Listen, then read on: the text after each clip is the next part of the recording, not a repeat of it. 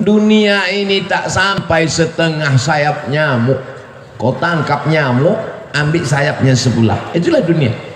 Itulah yang kau kejar dengan cara haram. Bantai saja, hantam kromo, sikut kiri, sikut kanan. Padahal yang dicari itu cuma setengah sayap nyamuk. Dunia kau kejar, akhirat melayang. Akhirat yang kau cari, dunia datang bersimpuh di bawah tapak kaki. Ketika Tuan Haji Dasril, saya ingat, cuman pura-pura aja. Orang tulisannya ada kok.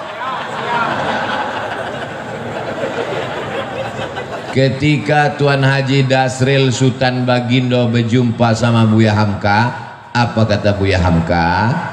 Bukalah rumah makan. Karena ketika orang sampai di rumah makan, yang pertama kali dikasih air minum.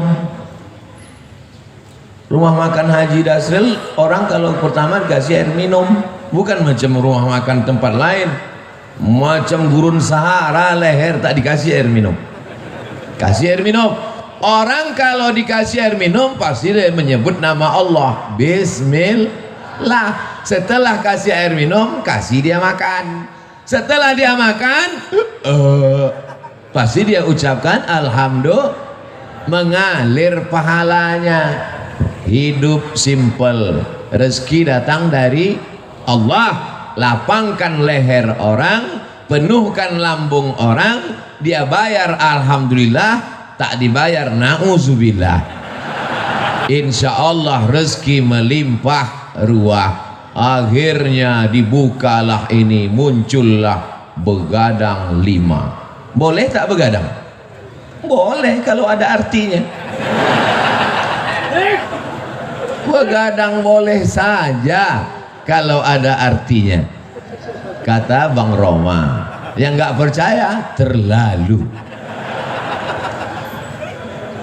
Banyak orang silap, orang salah, disangkanya rezeki itu punya dia, padahal rezeki itu punya Allah. Carilah dengan bismillah, tutuplah dengan alhamdulillah, maka rezeki melimpah ruah. Haji Dasril Sultan Bagindo contohnya. Mau percaya alhamdulillah, nggak percaya bukti sudah ada.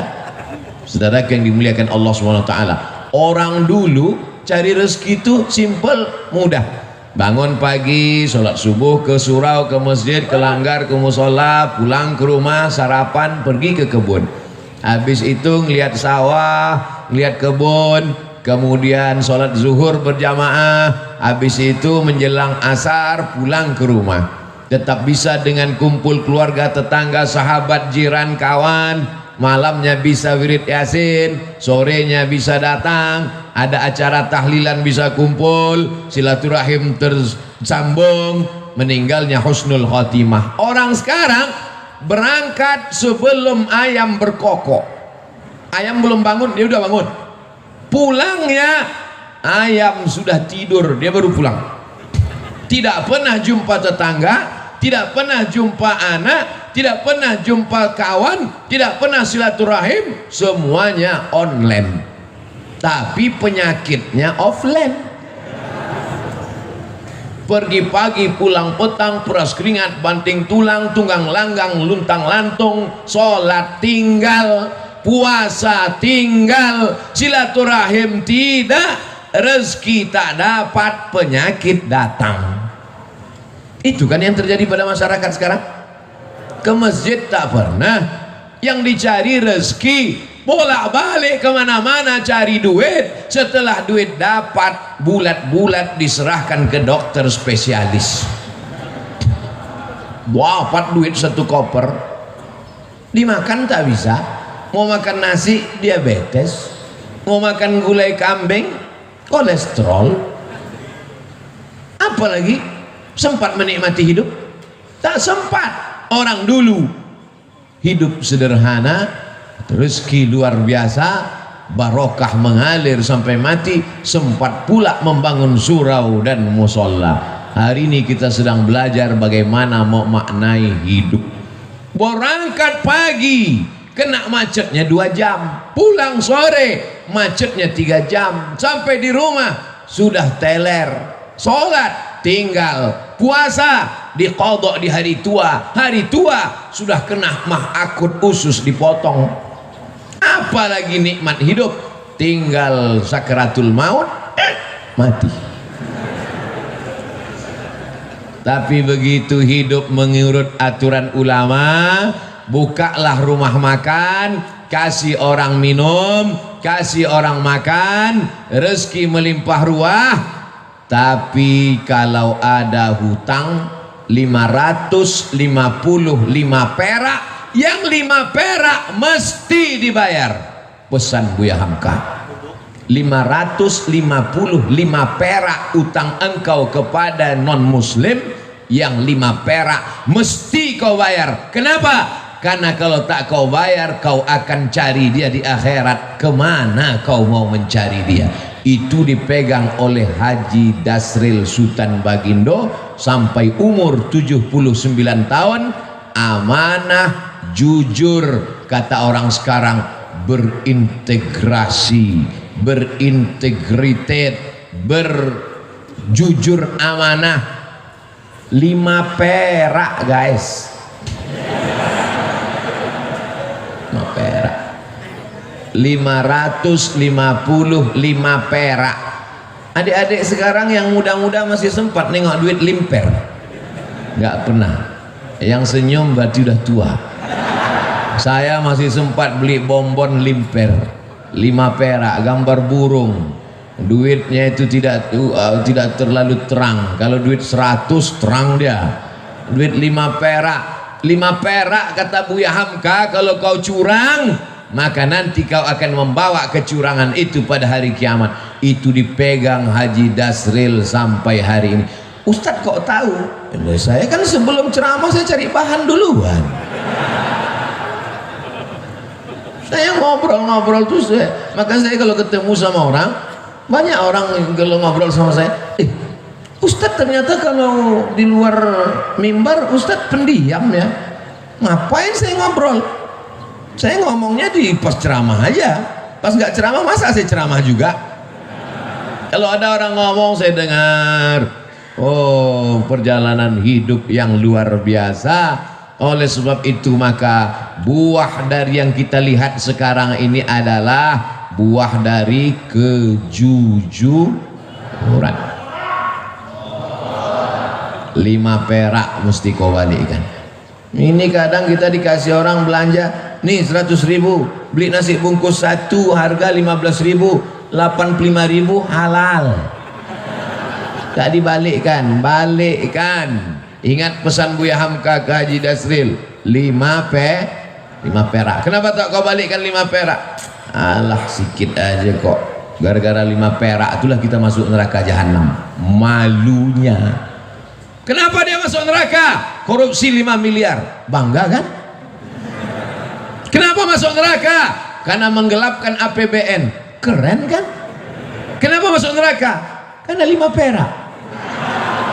Nerakanya sama pula tuh. Bukan neraka 5 miliar sama 5 perak lain. Yang 5 perak nerakanya 25 derajat Celcius. Mendidih juga otak kepalamu. Diletakkan batu kerikil di tapak kaki, mendidih otak. Yablugh ka'baihi, sampai ke mata kaki. Yaghli biha dimaghuhu, mendidih otak di kepala. Allahumma ajirna minan nar, Allahumma ajirna minan nar, Allahumma ajirna minan nar. Dosa kepada Allah bisa ditebus dengan istighfar, tapi dosa hutang kepada manusia bisa? Gak bisa. Pergi kau ke Makkah nanti setelah habis Covid, menangis di pintu Ka'bah, maafkan ya Allah, 5 perak. Habis tisu setengah kotak, bisa lunas yang 5 perak. Maka aku sampaikan pada jamaah, bayarlah hutang pada tempatnya. Ustaz nyindir nih? Enggak, saya cuma ngasih tahu supaya jangan sampai kita mati su'ul khatimah. Orang yang doanya tidak dikabulkan Allah, tak diterima Allah, Mengapa doanya tak dikabulkan Allah? Mat'amuhu haram, makan haram. Masrabuhu haram, minumannya haram. Malbasuhu haram, pakaiannya haram. Kenapa? Gara-gara memakan duit orang. Ajarkan anak-anak kita jujur, ajarkan anak-anak kita berkarakter, jangan sampai dia makan. Kenapa? Apa masalah? Orang itu kesilau di luar, itu tak masuk surga kan? Tembakan ke orang itu jendela.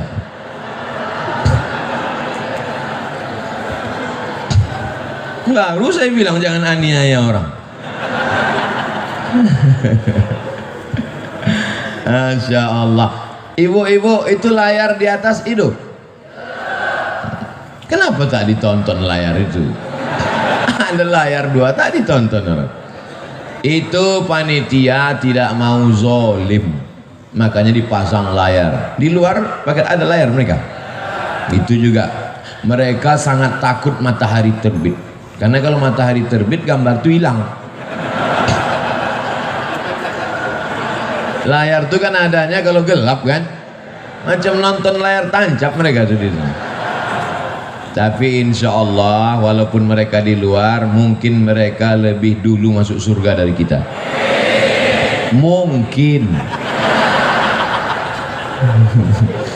Man kharaja fi talabil ilmi, siapa yang keluar rumah untuk menuntut ilmu, fahuwa fi sabilillah, maka dia sama dengan orang berjihad fi sabilillah. Pelajaran yang kedua, apapun profesi kita, carilah profesi yang melapangkan kesulitan orang lain, yang mengenyangkan perut orang, yang melapangkan tenggorokan orang, yang memudahkan urusan orang, maka dimudahkan pula urusan hidupmu insya Allah. Ini sekarang orang ini otaknya sungsang. Kalau bisa dipersulit, kenapa dipermudah? Begitu kan prinsip orang sekarang?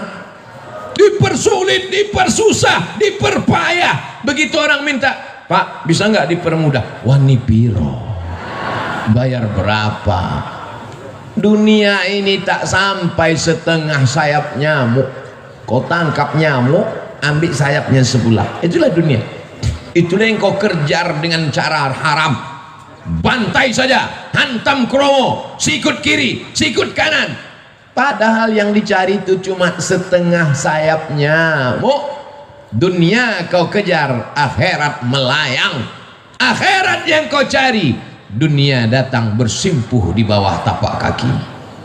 Kalau tak percaya, tanya sama Haji Dasril Sultan Baginda. Cemana dunia ini bisa datang ke tapak kakinya? Kejujuran, jangan makan duit orang walaupun 5 perak. 5 perak tak ada lagi Pak Ustaz, terserahlah, payah kali ceramah sekarang. Siap kita didik anak-anak kita jujur. Saya dulu kalau pulang bawa mobil-mobilan main-main, ditanya, dapat di mana tadi? Di jalan mak. Punya siapa? Tak tahu entah punya siapa. Balikkan di mana tempat kau dapat tadi. Kalau tak balik jangan pulang ke rumah. Mobil-mobilan kecil tuh menangislah membalikkan di tepi jalan. Bukan nangis karena jauhnya, sayang ini mobil bagus kan, letakkan balik. Kalau tak kau balikkan, nanti mobil ini di akhirat akan sebesar mobil asli, kau akan pikul di hadapan Allah Subhanahu wa ta'ala. Cuman saya waktu itu kan anak kecil nggak paham. Kalau paham saya tanya, mana hadisnya, mana dalilnya. Setelah kuliah ke Mesir, belajar hadis, belajar ayat Quran, ternyata ayatnya ada.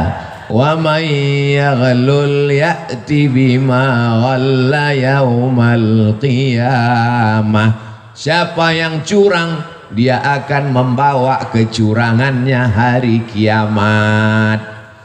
Masuk ke rumah makan, rendang ada, gulai ada, sup ada, ayam goreng ada. Tiba-tiba bagian bawah ayam goreng itu diambil sikit, yang rendang dicolek sikit, Yang jual nggak tahu akan kau pikul seperempat ayam goreng hari akhirat.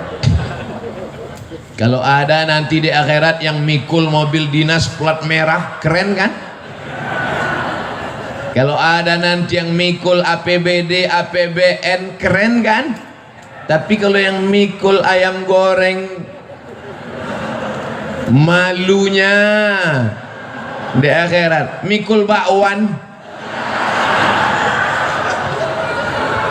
wa mayyalul, siapa yang curang, ya'ti bima walla yaumal qiyamah, kau akan membawa kecuranganmu pada hari kiamat. Dosamu kepada Allah, salat sunat taubat 2 rakaat, beristighfar, selesai. Tapi dosa kepada manusia bisa. Berapa banyak orang bersalah kepada Haji Dasril, entah berapa goreng ayam, entah berapa rendang sudah diseludupkan orang, pakai bungkus tisu masuk ke kantong. Rugikah dagangannya? Tumpurkah bisnisnya? Tidak. Siapa punya rezeki? Allah. Iyyaka na'budu wa iyyaka nasta'in. Selesai 2 masalah. Masuk masalah yang ketiga. Apa yang dicari dengan bisnis-bisnis ini? Buka rumah makan 1 berhasil, buka begadang 2 berhasil, buka begadang 3 berhasil, buka nggak bisa tidur malam berhasil. Begadang itu kan tak bisa tidur malam. Yang dicari ini sebenarnya apa? Dunia ini kalau dikejar macam menelan air garam, makin ditelan makin haus, makin ditelan makin terbakar. Lau kana libni Adam wadiyan min zahab, seandainya manusia itu punya satu lembah dari emas, ada gunung, ada bukit, ada emas, apakah dia akan berkata cukup 1? Pasti dia akan minta tambah. Tapi beda dengan yang satu hamba Allah ini, dibuka usaha ini banyak untuk bangun masjid. Dibuka usaha ini banyak. Ustadz Abdul Somad ini ada tanah 2,5 hektar, sudah dibangun kelasnya lebih 30, sudah dibangun kantornya, musola masjidnya 60-70% siap. Ambillah Ustadz Somad. Ustadz Somad takut nanti kalau Ustadz Somad ambil ini berarti mesti tinggal di sini, harus buka cabang di sini. Haji, saya kemari dalam setahun cuma 3 kali saja, karena saya ada tim 14 dari Sabang sampai Papua, Brunei Darussalam, Sarawak, Malaysia, dan dunia ini semuanya. Sebenarnya saya mau ngasih tahu ini bukan Ustadz kaleng-kaleng, itu aja. Jadi saya sudah bagi 14 tim ini, berarti saya gilir setiap 4 bulan sekali saya datang ke Medan, 4 bulan sekali, ke Kepulauan Riau 4 bulan sekali, ke Sulawesi Makassar 4 bulan sekali. Setahun berarti 3 kali. Begitu juga ke Lampung. Nanti kalau ku terima ini haji yang 2 hektar ini, ku bilang aku ambil, tiba-tiba aku tidak datang, kalian sumpah mati tegak aku nanti. Buat saja namaku di situ penasehat. Supaya apa? Supaya jangan dibilang orang siapa itu? Itu Ustadz Somad yang penipu itu. Sudah diambilnya 2,5 hektar sama kelas-kelasnya sudah diwakafkan untuk dia, tiba-tiba tak datang dia, disuruhnya pula orang lain datang. Jangan masukkan saya ke yayasan. Yayasan itu ada 5. Ada pembina, ada pengawas, ada ketua, ada sekretaris, ada bendahara. Jangan masuk saya ke dalam struktural. Penasehat Profesor Dr. Abdul Somad LC MA PhD Datuk Sri Ulama Setia Negara Kai Jaga Mangku Dilaga. Panjang situ.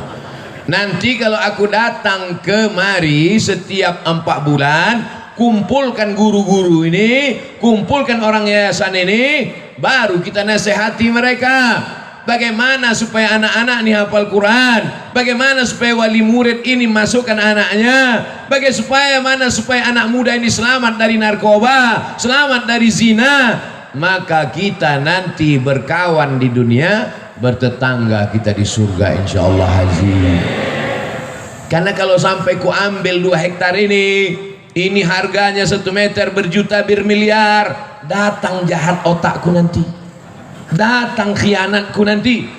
Aku ingin jangan sampai kita rusak hubungan gara-gara harta dan materi.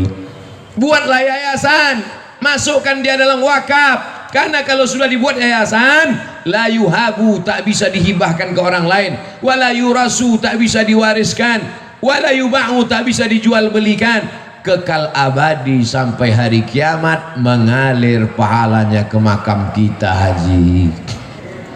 Nanti anak-anak itu akan baca Quran haji, anak-anak itu malam nanti akan tahajud di masjid itu, pagi-pagi mereka akan belajar, maka pahalanya mengalir ke makam kita haji.